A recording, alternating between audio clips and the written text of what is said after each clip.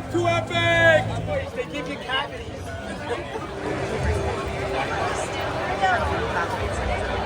This is the Emerald Gate. This is your entrance to Epic Universe and to Celestial Park, which I'll tell you more about as we get to the other side of this gate. But take a few minutes, document, get your pictures, your videos, and then once everyone is ready, we'll go ahead and head through that Emerald Gate.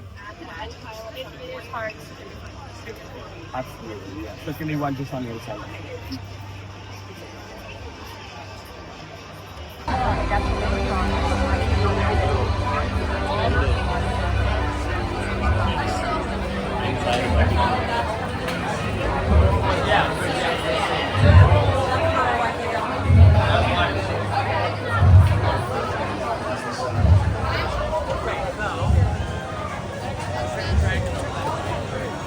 Welcome to Universal Epic Universe. My name is Kyle. I'm going to be your tour guide today. I am so excited and honored to be your introduction to this incredible resort.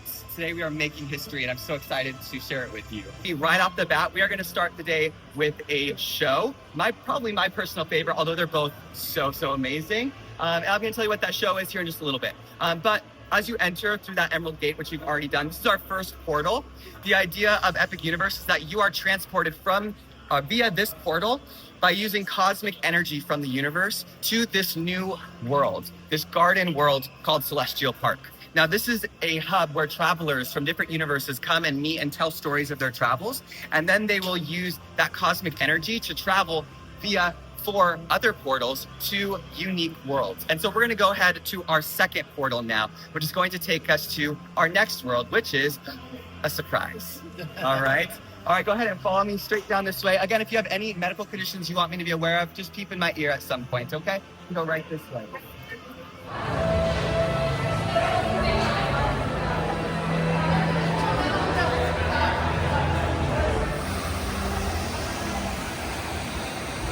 We are here at our next portal. This is going to be the portal to How to Train Your Dragon Isle of Berk.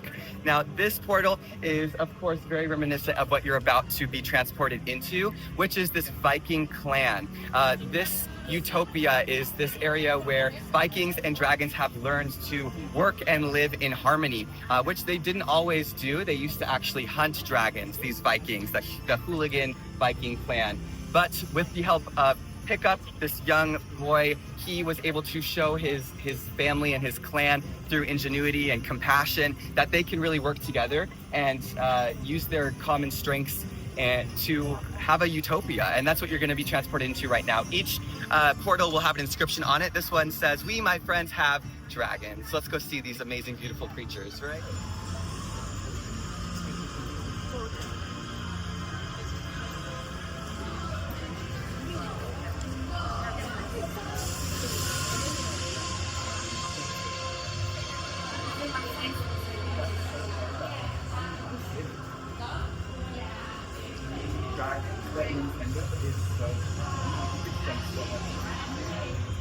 I love that.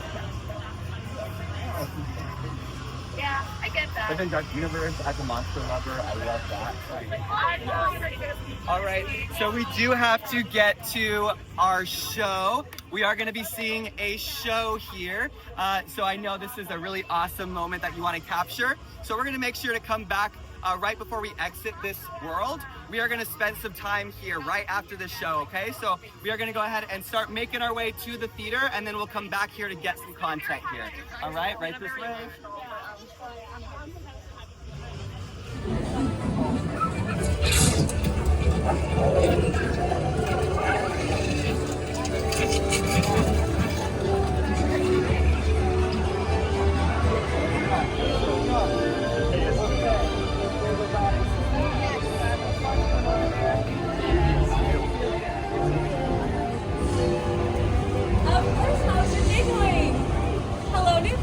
Welcome to the Isle of Berk.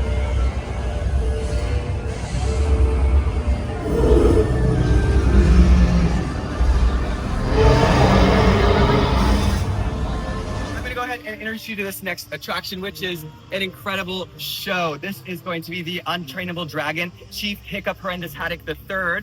he is celebrating and inviting you all to come and enjoy the celebration of the raising of the final beam of the nursery. That's right, we are now not only living harmoniously with dragons, but raising their young, hatching their eggs, and celebrating them hatching in the hatchery. So that is what you are going to be experiencing. But there is one dragon that even Hiccup himself is having a hard time training. So that is what you're going to be seeing today.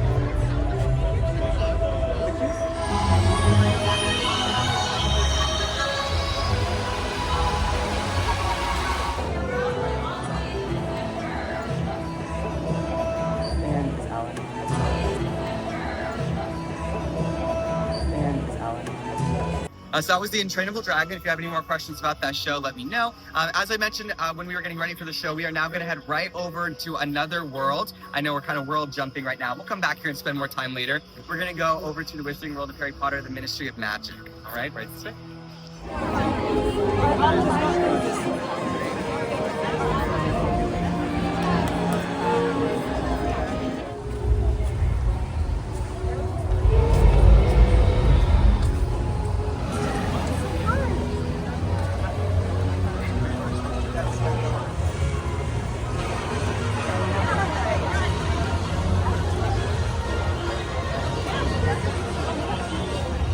Welcome to our next portal, to our next world. This is, of course, the Wizarding World of Harry Potter, Ministry of Magic.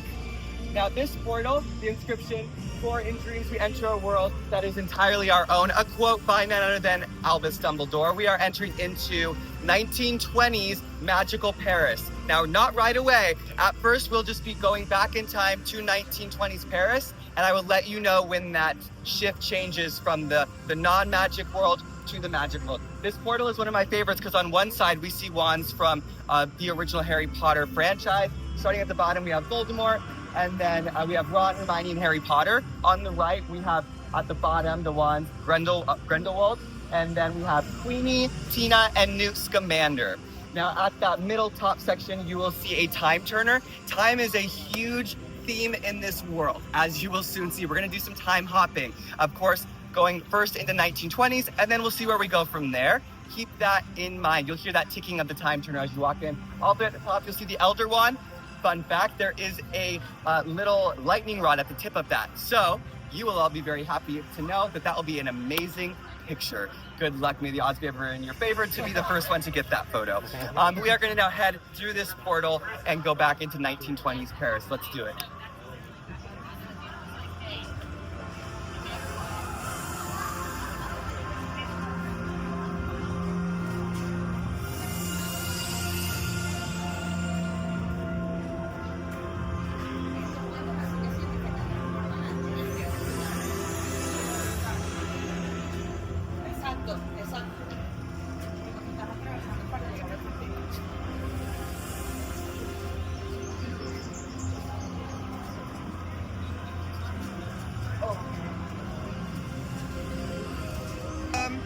To Place de Jardin.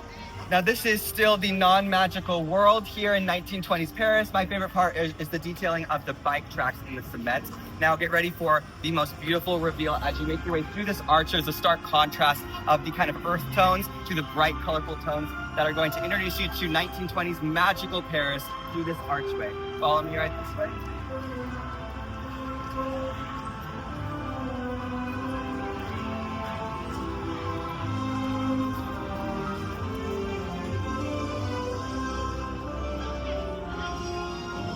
You're going to see probably one of my favorite details here. Just like we saw on the portal, on the left, you're going to see some fantastic beasts, some magical creatures from the Harry Potter world. And then on the right, from the Fantastic Beasts franchise as well. This is Rue Cachet, leading into Place Cachet right ahead of us. We're going to be taking a left, and we're going to be going to Rue Malabette, and then to a really exciting attraction that we're going to be seeing together right this way.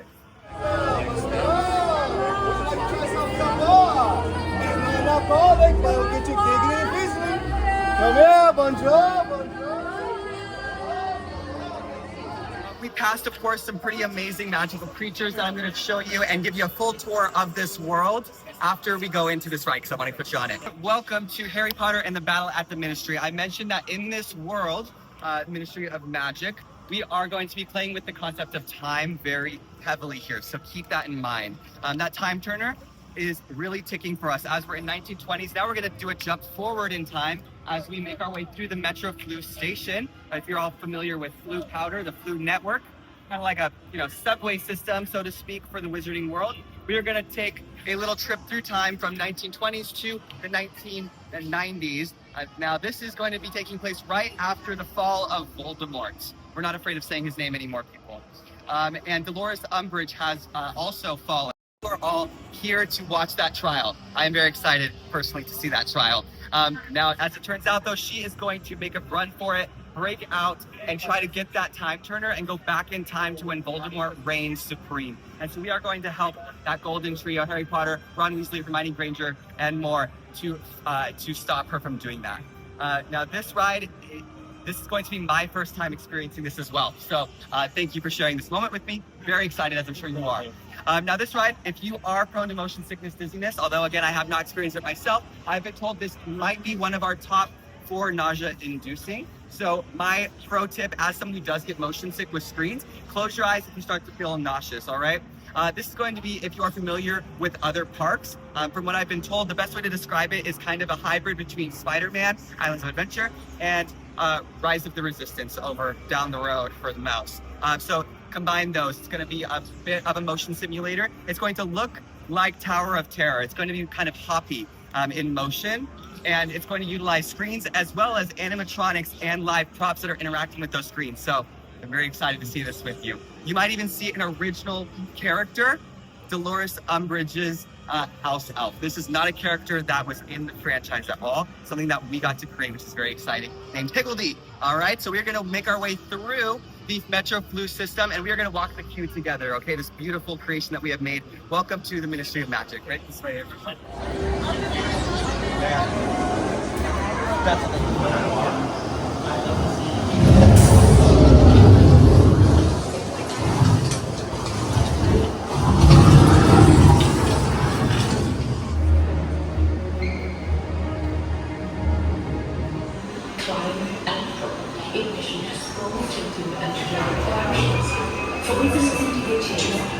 This is Rue Malabet, so this is the road of Malabet.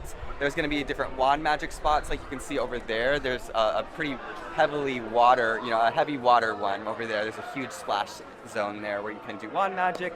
And then a lot of facades here, meaning, fake exteriors of buildings. There's going to be a lot of magical creatures in this world. So there's a moon calf here, which is really awesome, very cute little guy, and then lots of other ones throughout the windows.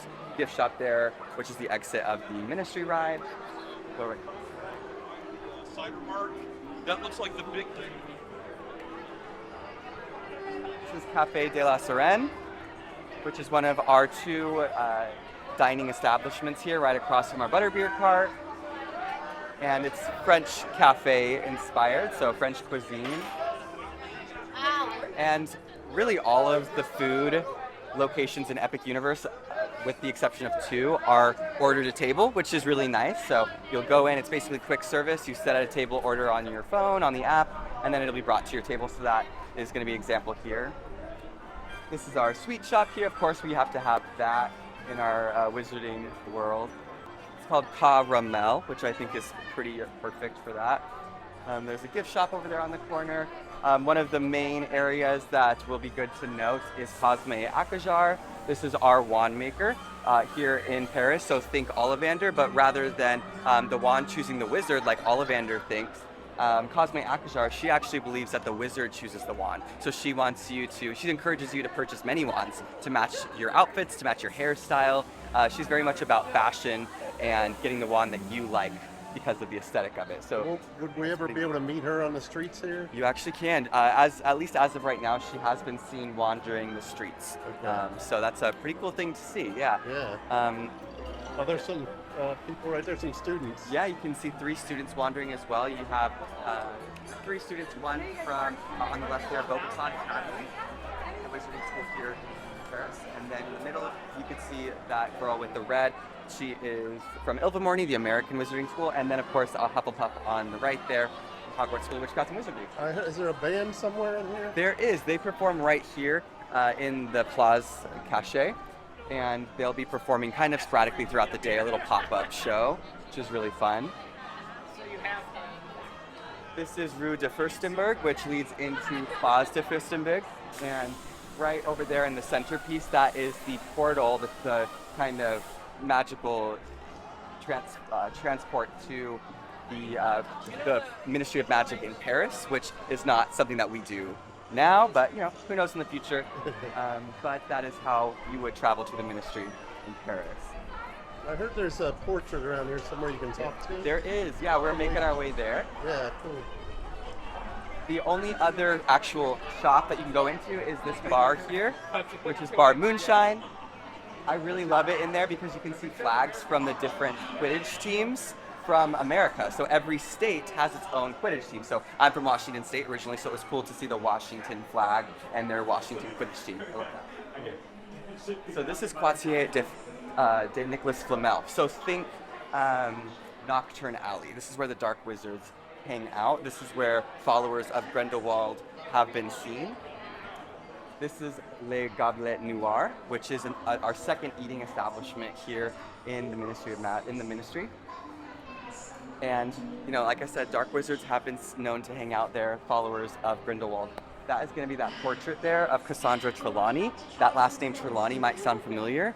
Over in Hogwarts, you know, we may have been familiar with another Trelawney professor, and so that professor is a descendant of Cassandra Trelawney, and so you can interact with them. And my friend Simon Molchand. Ah, welcome to you, I say. Enchanté. And you can cast a spell on either of them, so which would you like to cast a spell on? This is the bow truckle tree. What Newt Scamander loves the bow truckles. And they're Universal's smallest animatronic as well, which is really cool.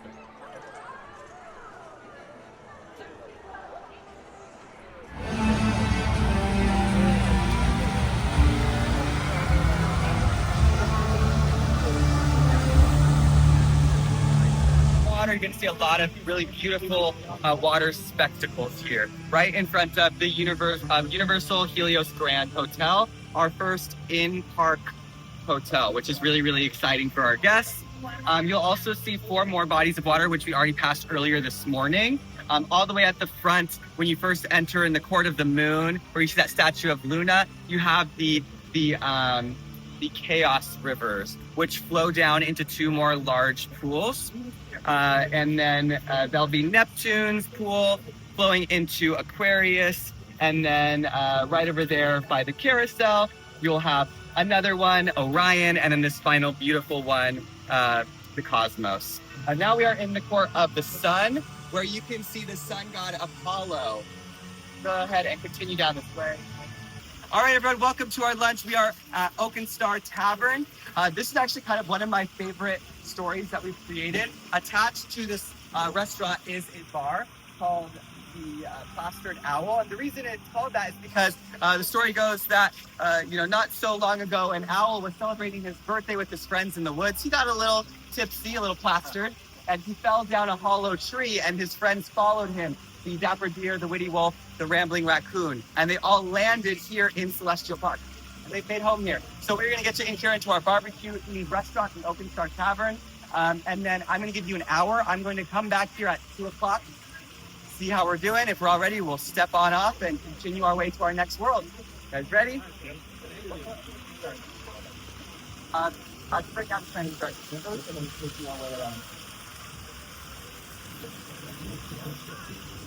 The Oaken Star Tavern. I recommend the mango bread.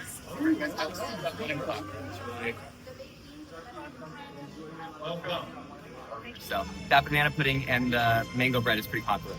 Since you did just eat, so my plan is to start over in the Dark Universe and then kind of make our round to end us for our 5:30 show of Circus Arcanus in the Ministry of Magic. But since you did just eat, do you want to hit the carousel while we're here? Because both of the attractions in Dark Universe can be a bit nauseating, so maybe we'll start out a little soft, okay? Since we did just kind of catch the tail end of one of our shows, I got the question of what other spectacles can we expect. something that I want you all to know about, which I am probably the most excited for, is every day we're going to have this changing of light almost ceremony that you're going to see. During the daytime, like right now, Apollo, the god of the sun, he's here in the court of the sun. He is controlling the light in this resort. But at dusk, when the sun is setting, there's going to be this changing of light where he's going to fire the sun and the control of the lights to Luna, that statue that you first saw at the Emerald Gate, and she will control the lights at night. As you might expect, this park is going to be a nighttime park. At least the beauty of the lights will be, so something to look forward to. Speaking of beauty, let's head to Constellation Carousel. We are here at Constellation Carousel. I mentioned when we first met that Celestial Park is this meeting ground of travelers. This has been here for, as long as we know as travelers, but not so long ago, inventors really started to settle here and revamp Celestial Park. One of them, his name is Vincent Various. He has redesigned this area here where they refine the cosmic energy that I mentioned before, power all of the portals and the Chronos in Celestial Park. So this is where all of that energy, that celestial energy, is refined and controlled. So it used to not be very interactive. It was just a little refinery, very boring, but Vincent Various has changed that, refined it, and made it interactive, and now he has lassoed the constellations from the sky, pulled them down, and not only are we refining the energy, but you can ride those constellations that you might recognize, maybe even your own zodiac sign. So we are now going to go and ride those constellations on Constellation Carousel. This is an amazing carousel. Personally, I am not a huge fan of carousels. I love this one. There are many different kinds of ships that you can ride. You can ride 2 per animal, or a single on an animal, or you can ride 3 people on a moon ship. And you'll be able to see that when you go in. The ships are larger as opposed to the singular animal with the 2 seats on them. And then there's one big turnstile where they will all be going up and down, top height of 6 feet. And then there are 3 turnstiles within that. So if you're on those turnstiles, you might be going a different direction than everyone else on the main turnstile. There are multiple different songs, which is an awesome thing about this. Every time you ride could be different. There are 7 different songs, and it plays at random. And there's different, motions that they program for each song. All right.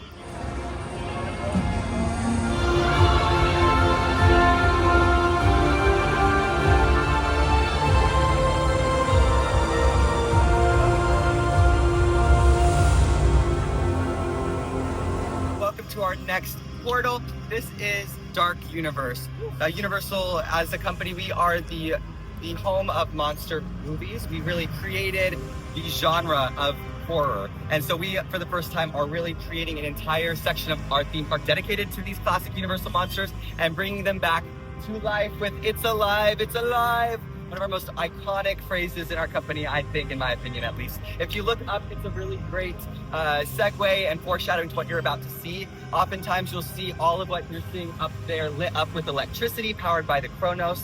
And so we are going to be walking into Darkmoor Village, a place that is very much dark indeed. So through our next portal into Dark Universe.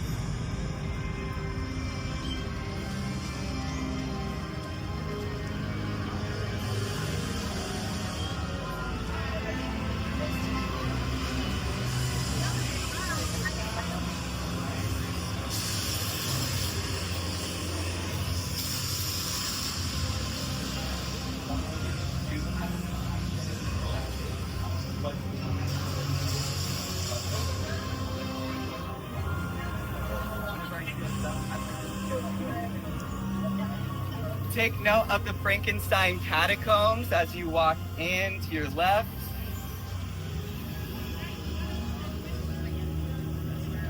Welcome to Darkmoor Village. This has been here for centuries and centuries and centuries, but it was settled, as we know, in 428 by a group of settlers who found this and made it home, even though it's riddled with monsters. And the most prominent monster that we see here in this village are vampires. They've actually made home in the catacombs beneath us. I mentioned to a few of you, if you were up with me, as you walk in, you'll see that catacomb that says Frankenstein Catacombs on your left, just on the other side of this little brick wall right there, and it's chained closed. But if you were to go down there, you'll see really intricate tunnels and catacombs that have actually been carved out a long time ago by the mold people. You can see a mold person right here in this cage. And now it has been taken over by vampires. Vampires and humans have been at a war together for years and years. It was around 1478 when really the vampires came out on top and really won the battle ultimately between them and humans. And to remind humans that we exist by their will alone, they've erected this fountain right in front of you where they can spike humans on it and drain their blood down into the catacombs for vampires to feast on. Lovely stuff. Now, there's one vampire in particular that's important to our story, Dracula. He is the leader of the Coven, and Dracula has been captured by Victoria Frankenstein. Victoria Frankenstein came here 10 years ago and moved into her family home, Frankenstein Manor. Now, years ago, her great-great-grandfather kind of ruined her family name by experimenting on monsters, and his monsters got loose, and people died as a result of it. She's moved back in an attempt to bring back her family name and show people that she can control Dracula among all of the other monsters too. And that is what you're going to see proven before you in our next attraction, which is going to be Monsters Unchained, the Frankenstein Experiment. So we're gonna head a little closer. I'll give you a little bit more of a brief rundown of the ride before we go in. Slates to never forget you exist by our will alone. So that is a reminder for humans that the only reason that we exist is because the vampires have allowed us to.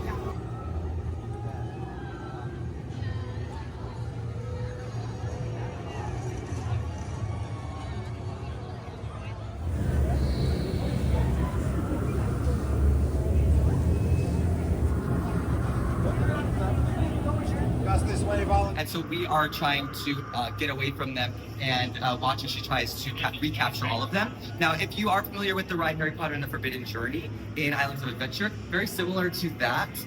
Your feet will be dangling, 4 per bench. If you need a little extra space, a little more comfortability, especially in the shoulders, sit in the center 2 seats, all right? It will tilt you back, forwards, left, right, side to side. Every direction my wrist can go, you will be on your back, on your front, everywhere. In screens and real animatronics and props. It's a very beautiful ride in its design. It's like Forbidden Journey minus the nausea, in my opinion. But if you do start to feel motion sick, just push.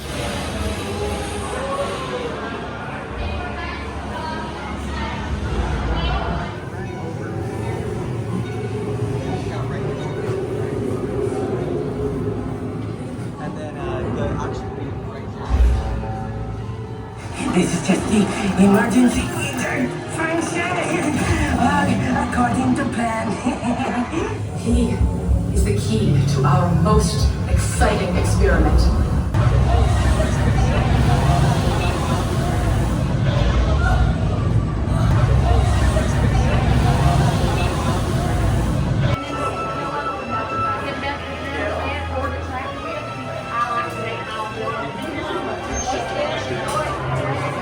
Of course, what we are near here, that we all are kind of the big elephant in the room here, is the Burning Blade Tavern. If you have seen the original Frankenstein movie, the villagers go and they, try to fight back against Frankenstein's monster, who they think is a monster, really, but he's really just misunderstood, I think. And the way they battle him is by burning the windmill down that he is hiding inside of. So every once in a while, you may see this catch fire, which is a really cool moment. So hopefully we'll get a chance to see that here. While we are waiting, right over here, we have a beautiful coaster for you. This is called the Curse of the Werewolf. I'm gonna stop talking for a moment because it's going quicker. So I just wanna be prepared to pause this.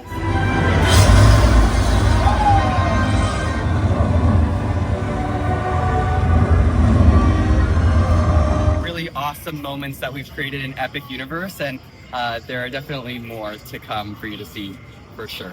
But the Burning Blade Tavern is a tavern. You can go, you can get some adult beverages. Also, they have some really awesome food items, a smaller menu, but that is an option. You'll also see the hounds walking around, and they are monster hunters, so they're pretty cool to interact with. Now we are going to be talking about our next attraction. This is the Curse of the Werewolf.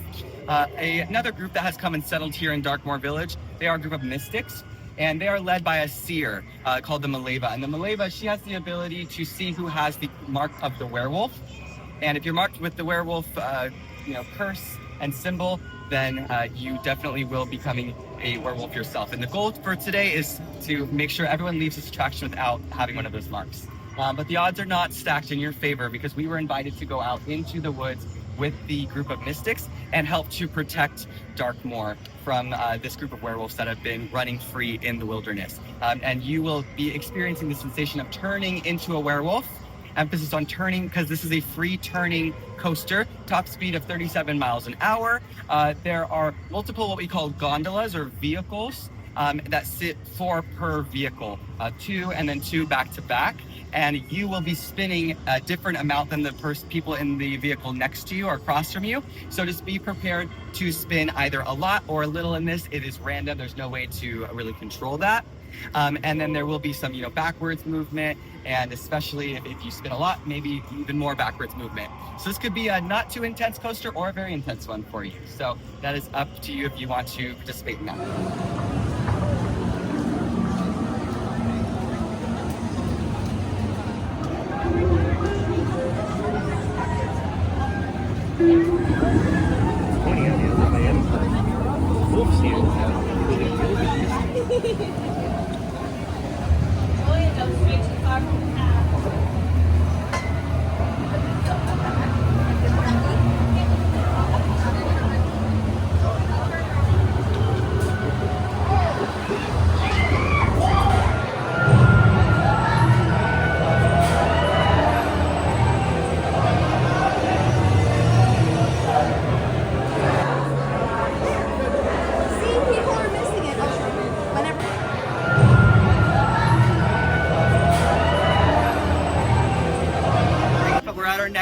To our next world, which is Super Nintendo World.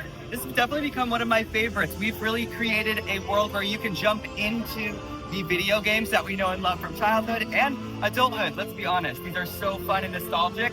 As you all know, with your power-up bands, you are able to really take part, punch those boxes and gain points for your team, whether you are Diddy Kong or Luigi or any of these other characters.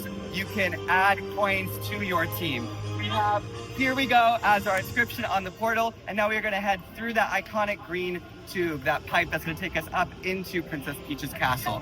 Here we go. Let's go.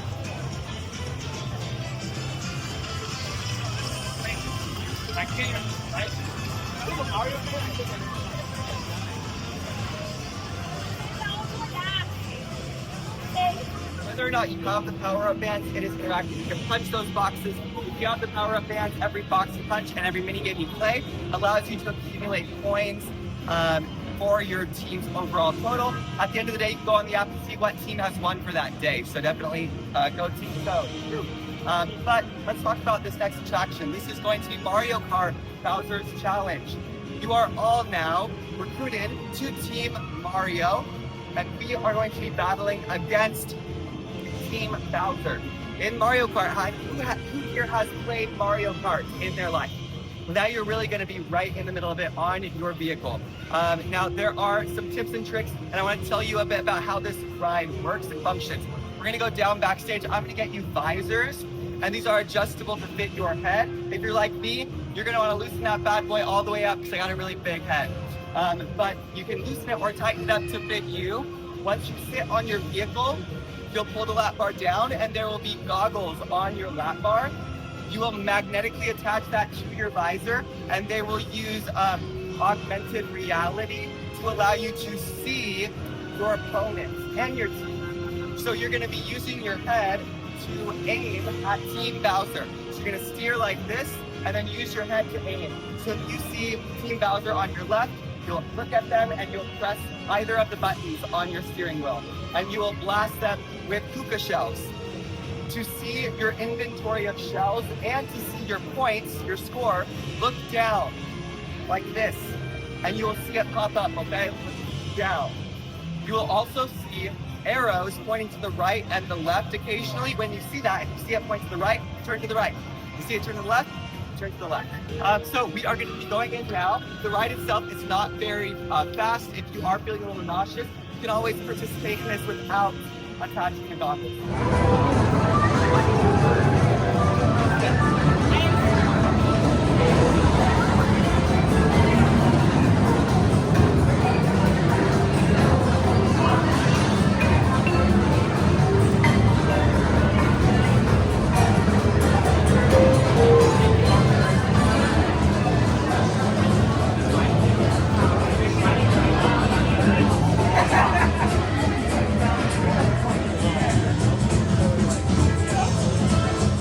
So here in Super Nintendo world, we actually have two lands within this world.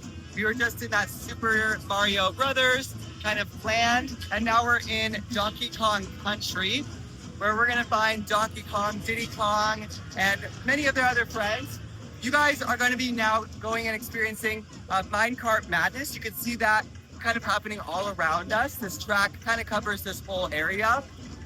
And what's happened is that Tiki Tong of the Tiki Tak tribe has stolen the golden banana. So you are going to be helping Donkey Kong and Diddy Kong to help get that back. So Minecart Madness is a coaster. It goes up to speeds reaching 32 miles an hour. And multiple pieces of the track have broken apart. And so your vehicle will actually be jumping the track. So the ride vehicle itself is actually attached to a ride system that's down below, that's not seen. So it's a very cool way that they've built this ride to hop that track, or that false track that they've built. So it is a bit rocky of an experience, not necessarily the smoothest ride, so just be prepared for that. So with that being said, if you don't want to ride, you can come in with us. There is a family room.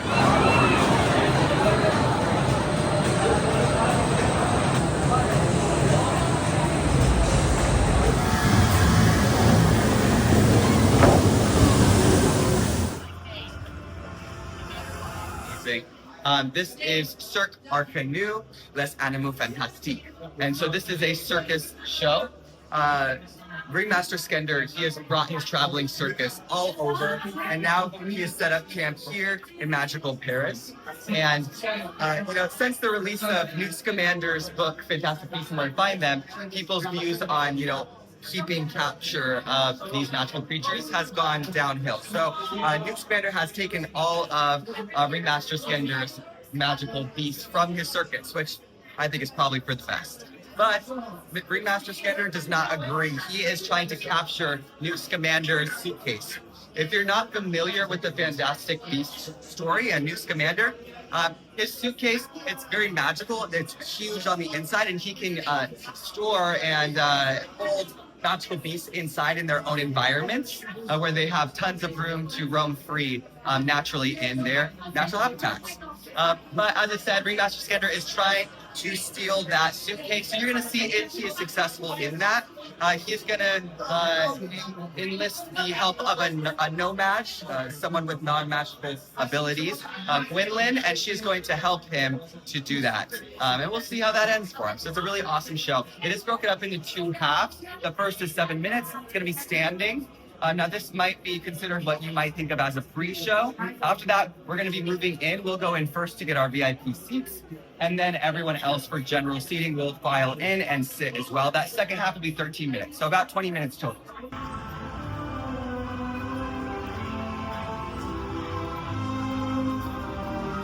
Stardust Racers, kind of similarly to earlier when I talked to you about Constellation Carousel, how Vincent Various has redesigned that energy refinery.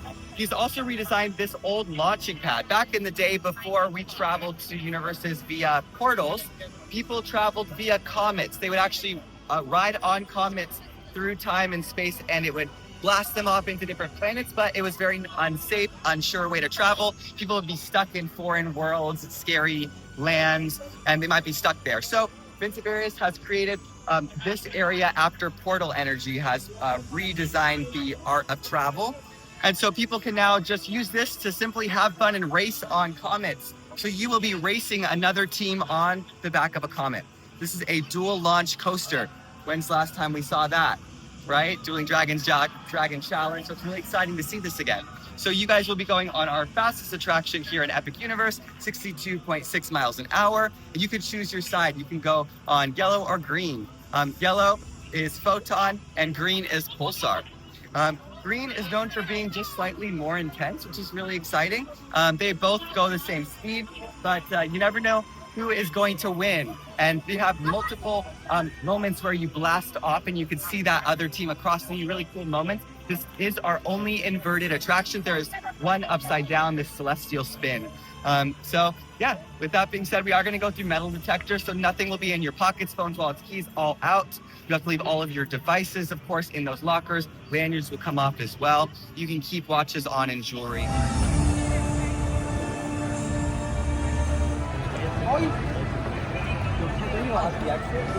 Towards the right side.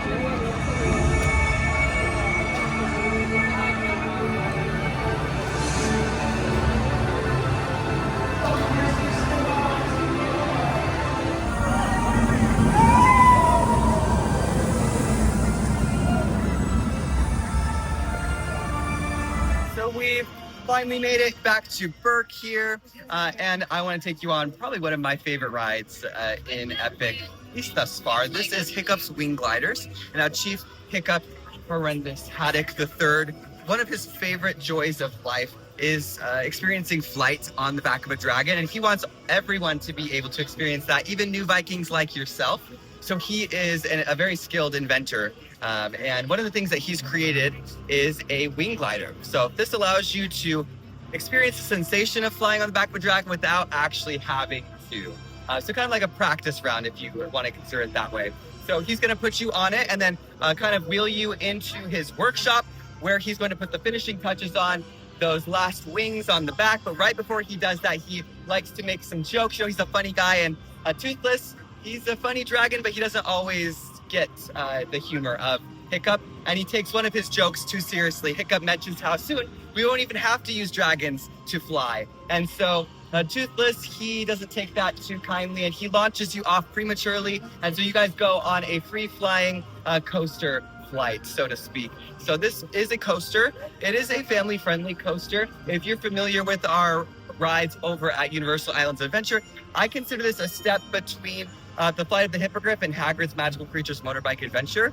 Top speed of 45.4 miles an hour. So it has some intensity to it, some twists and turns, a very small, brief backwards moment. You're gonna see my favorite kind of dragon in here, baby gronkles. But be warned, if you see their eggs, when they hatch, they do have a tendency of exploding. So just be careful. So this is a coaster. If anyone needs a test seat, we'll be passing that. We're going to stop by lockers. You can utilize those to put your bags in. Small bags are okay. Otherwise, they'll put everything in there. If you have any large equipment, we can wait with those as well. All right, anyone not riding? All right, we're going to go right this way. Green.